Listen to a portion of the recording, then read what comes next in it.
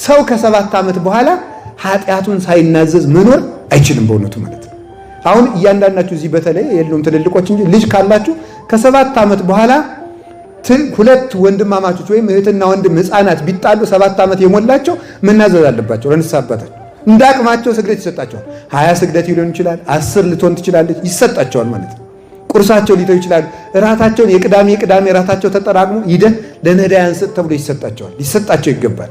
ስለዚህ ከሰው እንዲህ አድርጎ የሚያጠፋውን ከሚያለማው ለይቶ ማወቅ ከጀመረች በኋላ ልጅ አይደለም። በድካምም ማመካኘት አይቻልም። እድሜ ልጅ ነው አይባልም። ቂርቆስ በ3 ዓመቱ ነው ለእናቱ እሳት ያጠፋላት። የቅዱስ ጊዮርጊስ ጠቅላላ እድሜው 27 ዓመት ነው። 7 ጊዜ ሙቶ የተነሳበት ማለት ነው። 7ኛው አክሊል የተቀበለበት ጠቅላላ እድሜው 27 ነው። ድንግል ማርያም አምላክን የወለደች በ15 ዓመቷ ነው የጸነሰችው ማለት ነው። ስለዚህ ሰው ለራሱ ይቅርታ ማድረግ የለበትም።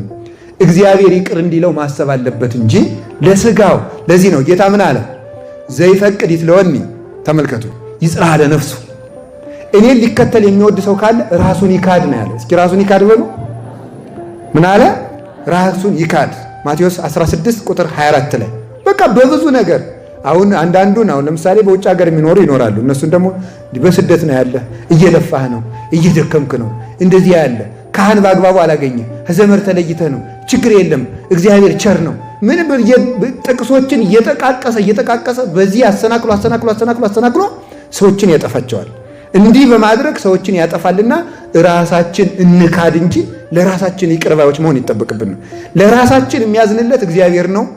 እኛ የእግዚአብሔርን